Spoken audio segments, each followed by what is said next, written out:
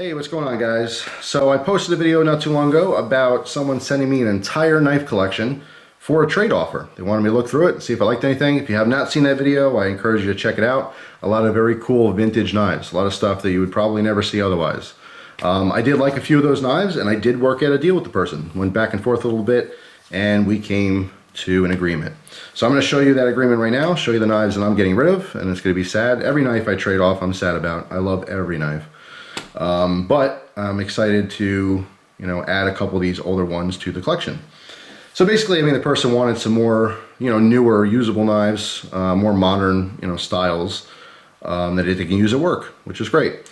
So before I get into the video, I do want to remind everyone that there's a bell down there, and I don't know why, but YouTube will not show you the videos, at least a lot of people, unless you click the bell. If you want to watch my videos, click the bell and get notifications, but you don't really need notifications because I post a video every single day. I've been doing it for about 10 years now. That's right, 10 years every day I post a video on YouTube. So the bell is not really necessary. Just check my channel page out every day and you'll see a new video. It stinks that I have to say that. When you click subscribe, you should get sent those videos, but their algorithm is all over the place. So I'm just saying, if you do enjoy the videos, you do want to see what I'm putting out every day, just check my homepage and you'll see, or get the notifications. So that's out of the way. Let's look at the knives. So this is what I'm sending off. First knife is a Spyderco Dragonfly 2. This one is in the ZDP 189. Beautiful knife. I did show this on camera. I do love this knife and I wish I can keep it, but as much as I love this knife, I love a couple of the other ones that I'm looking at off screen just a little bit more, so I was willing to give it up. Next knife on here on the list is actually discontinued now. This is the Kershaw Speedform 2. This is sporting LMAX steel, made in the great USA. Get that glare to go away. Come on, glare. All right, now focus. There we go. So you see LMAX. There we go. That's nice and crispy. LMAX, this is a model 3550 if you've never seen this before. Interesting Kershaw. But yeah, that LMAX is going to perform very well. And at this point, it's become a little collectible. So again, anything that gets discontinued, I do, I weep a little when I trade off because I know 5 years down the road, I'm going to go, oh man, I used to have a Speedform 2 and I'm going to want to play with it and I'm not going to have it. But that's okay. There's a lot of knives out there. Next one on the list, another Kershaw. This is the Cryo 2. So we got kind of a pattern. Dragonfly 2, Speedform 2, Cryo 2. Everyone's familiar with the Cryos, so nothing really needs to be said about that. And the last one here is another Kershaw. This one is the Asset, and I actually just got this one in a trade. Did not get a chance to use it or anything. It's going right back out the door in another trade. Very inexpensive, very cool knife. Just real quick to you guys. Although I didn't get to use this, it is super comfortable. I like the upswept blade. All right, it's gonna be great for slicing, and it does have a nice point. This is speed assist. All right, liner lock. Great lockup, just a very cool knife, but just super, super comfy. So just as a quick note there, won't be reviewing that unfortunately. But yeah, that is it. So we got 3 Kershaws, very good beater knives. Well, I wouldn't say beater, this one is collectible now.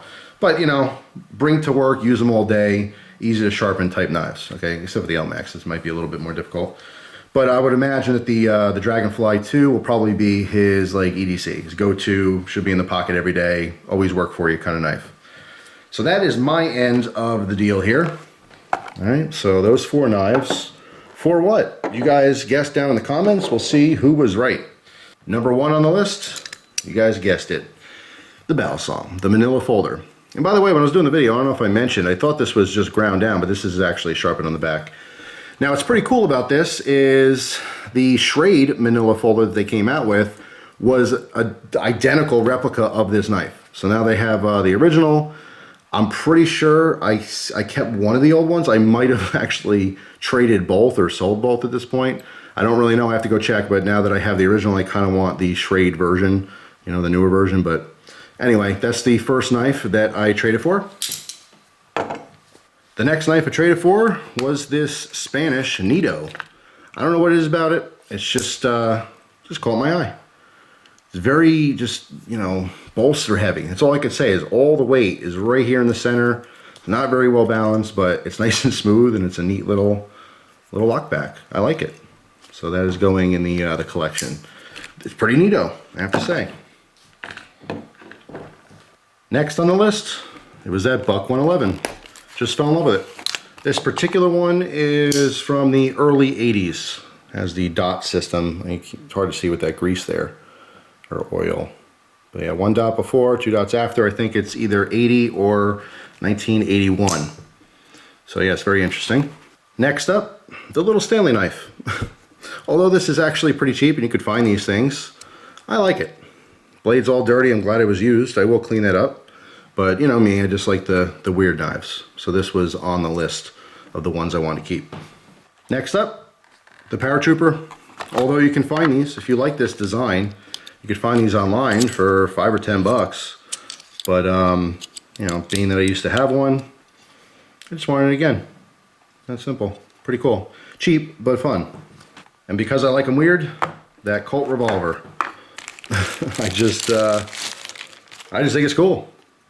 If you guys are interested in this knife, you can certainly find these all over eBay. They average anywhere from like, you know, $30 to $40 or so. So yeah, I mean, they're available, but I liked it. Just different.